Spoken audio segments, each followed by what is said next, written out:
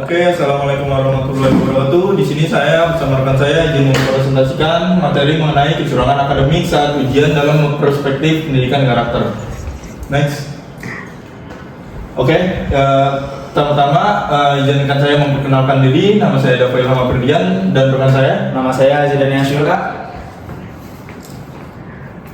Oke, yang pertama kita masuk di latar belakang. Pendidikan tinggi bertujuan membangun integritas moral dan kompetensi real mahasiswa melalui ujian yang jujur. Namun, esensi ini ternodai oleh maraknya kecurangan akademik akibat pergeseran orientasi yang hanya memburu nilai akhir secara administratif. Jika dibiarkan, budaya tidak jujur ini akan melahirkan calon pemimpin yang manipulatif dan rentan koruptif di dunia kerja ataupun profesional. Oke, slide berikutnya adalah tujuan analisis. 1. Deskripsi kasus, mendeskripsikan kronologi nyata perilaku kecurangan saat ujian. 2. Analisis teoritis, membedah fenomenal dengan teori karakter Thomas Likona dan teori budi pekerti Ki Hajar Dewantara. 3. Formulasi solusi, merumuskan strategi penguatan karakter secara preventif dan kuratif. 4. Pemetaan faktor, menetapkan pemicu dari dimensi individu, keluarga, kampus, hingga masyarakat. 5. Eksplorasi refleksi, menanamkan nilai integritas mahasiswa sebagai calon pemimpin di masa depan. Nah, berikutnya ada kronologi kecurangan UTS. Modus operasi digital terencana. Sebelum UTS dimulai, sekelompok mahasiswa membentuk grup WhatsApp. Rahasia ketika ujian berlangsung, mereka mengambil foto lembar soal secara sembunyi-sembunyi di bawah paha saat pengawas lengah. Koordinator kelompok di barisan belakang mencari jawaban di internet dan membagikannya ke grup. Kecurangan sistemik ini terungkap setelah dosen pengampu mendeteksi kesamaan mutlak struktur kalimat, diksi, dan tipe identik pada lembar jawaban 7 mahasiswa. Analisis karakter Thomas Likona. 1. Moral of knowing. Secara kognitif, mahasiswa tahu berbuat curang itu melanggar aturan, namun penalaran moral mereka terdistorsi oleh pragmatisme, membenarkan cara curang demi nilai IPK tinggi. 2. Moral feeling, mengalami ketumpulan emosi moral, hilangnya rasa bersalah dan rasa malu terhadap teman yang jujur maupun terhadap institusi kampus. 3. Moral action, manifestasi akhir berupa tindakan menyimpang, sistematis kontrol moral internal yang lumpuh mengarahkan perilaku cerdas untuk memanipulasi ujian. Oke, berikutnya ada konsep budi pekerti Ki Hajar Dewantara. Keretakan cipta, rasa, dan karsa. Ki Hajar Dewantara menekankan keselarasan budi pekerti yang harmonis. Dalam kasus menyontek, terjadi distorsi internal yang tajam. Yang pertama ada cipta atau pikiran, digunakan hanya untuk merancang strategi manipulatif. Yang kedua ada rasa atau perasaan, kepekaan nurani akan dinilai keadilan telah mati.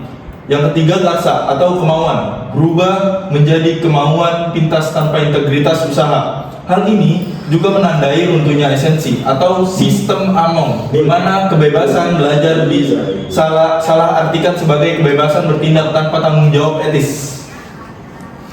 Slide berikutnya adalah akar masalah individu dan keluarga. 1. Faktor individu, malas dan kecemasan, kurangnya persiapan memicu kepanikan saat menghadapi soal teori padat. 2. Krisis percaya diri, keraguan atas kemampuan kognitif diri sendiri. 3. Orientasi keliru, menggunakan nilai akhir kuantitatif di atas pemahaman ilmu real.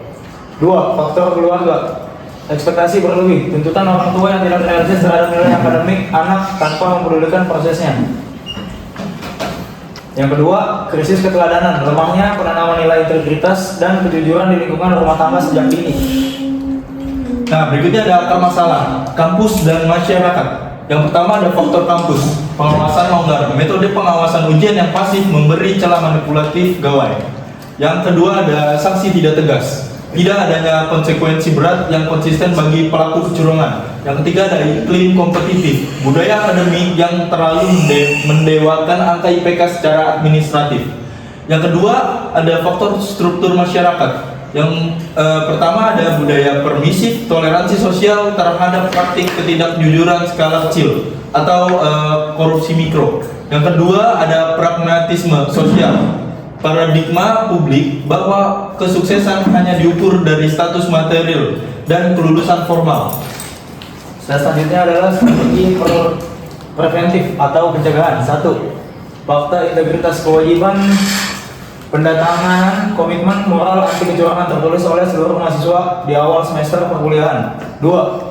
Redesain evaluasi, mengurangi ujian hafalan tekstual dan beralih ke asesmen berbasis studi kasus atau proyek analisis orisinal. 3. Teknologi keamanan, penerapan sistem pengacak sinyal gawai di kelas atau penggunaan set exam browser pada ujian berbasis komputer.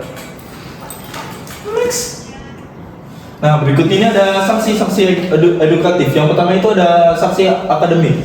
Nah, sanksi akademik biasanya adalah pemberian nilai E atau tidak lulus langsung mata kuliah terkait atau didiskualifikasi 1 semester berjalan. Nah, dampak bagi karakternya memberikan efek jera administratif yang nyata bagi pelaku. Yang kedua ada sidang kode etik. Nah, sanksinya berupa pemanggilan ke domisi disiplin dan penjatuhan skorsing akademik selama 1-2 semester. Dan bagi dampak karakternya memulihkan kesadaran moral melalui refleksi waktu jeda studi. Yang tiga ada sosial edukatif. Sanksi akademiknya kewajiban menulis esai refleksi kritis tentang korupsi akademik serta kerja sosial di kampus. Dampak karakter edukatifnya membangun kembali nurani melalui pertobatan moral dan praktis. Oke, kesimpulannya adalah krisis karakter dalam bentuk kecurangan UTS merupakan embrio tindakan koruptif masa depan. Penegakan integritas memerlukan sinergi total antara ketegasan, pengawasan, reformasi model asesmen, dan budaya malu akademik. Oke, sekian presentasi dari kita, kurang lebihnya mohon maaf. Wassalamualaikum warahmatullahi wabarakatuh.